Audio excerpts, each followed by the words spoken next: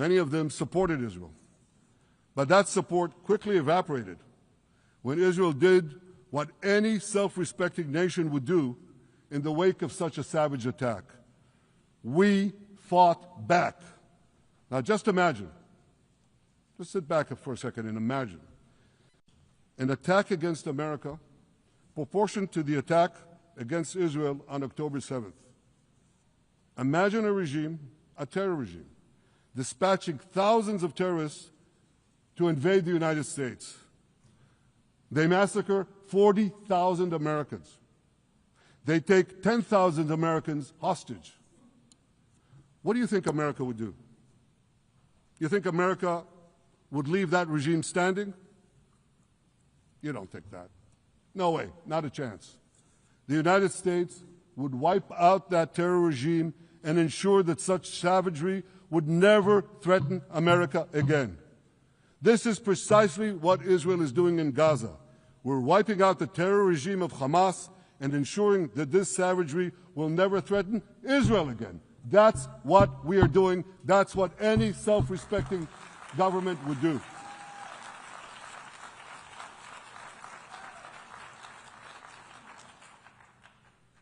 Yet, and it's a yet that I'm sorry to say here, yet over time, many world leaders buckled. They buckled under the pressure of a biased media, radical Islamist constituencies, and anti-Semitic mobs. There's a familiar saying, when the going gets tough, the tough get going.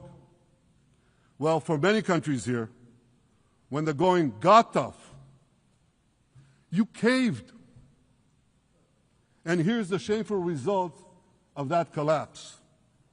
For much of the past 2 years, Israel has had to fight a seven-front war against barbarism with many of your nations opposing us.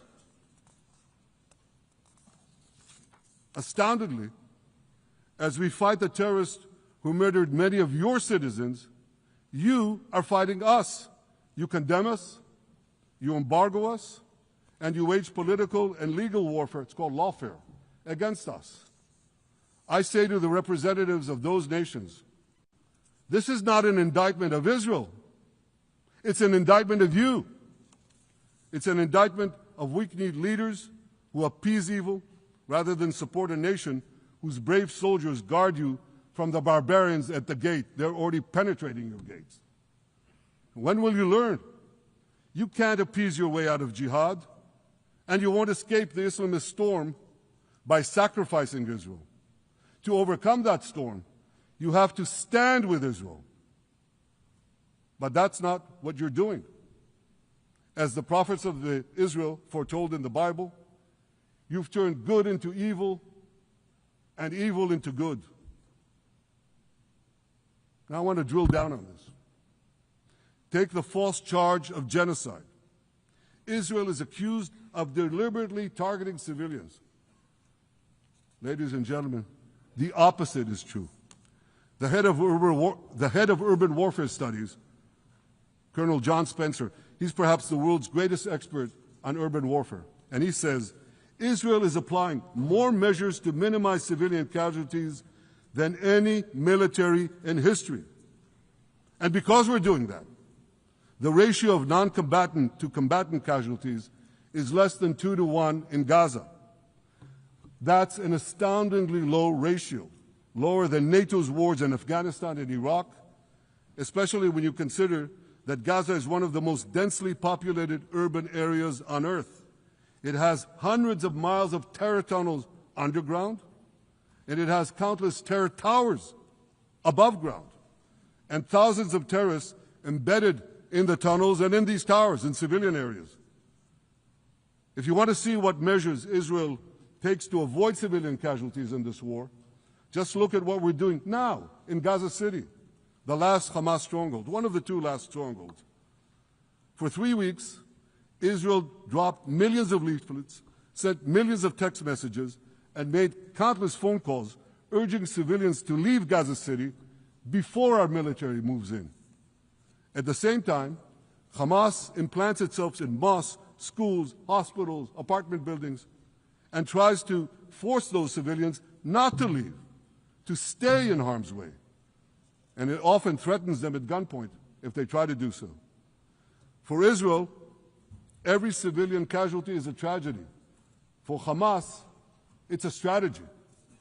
Hamas uses civilians as human shields and as props in its sick propaganda war in Israel, against Israel, a propaganda war that the Western media buys hook, line, and sinker. Now, despite Hamas's threats, close to 700,000 Gazans, almost 750,000, have already heeded our calls and moved to safe zones. Now I want to ask you a simple question, a simple, logical question.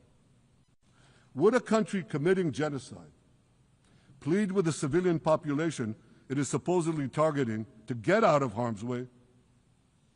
Would we tell them, get out, if we want to commit genocide? We're trying to get them out. And Hamas is trying to keep them in. And this charge is so baseless. The comparison to genocide, wholesale slaughter of populations. What, did the Nazis ask the Jews to leave, kindly leave, go out?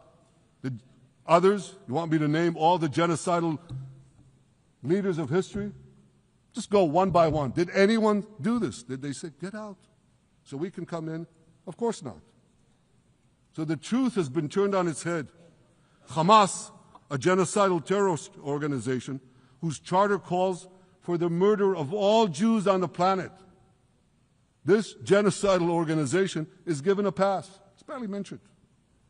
While Israel, which does everything it can to get civilians out of harm's way, Israel is put in the dock. What a joke. You want to hear another one?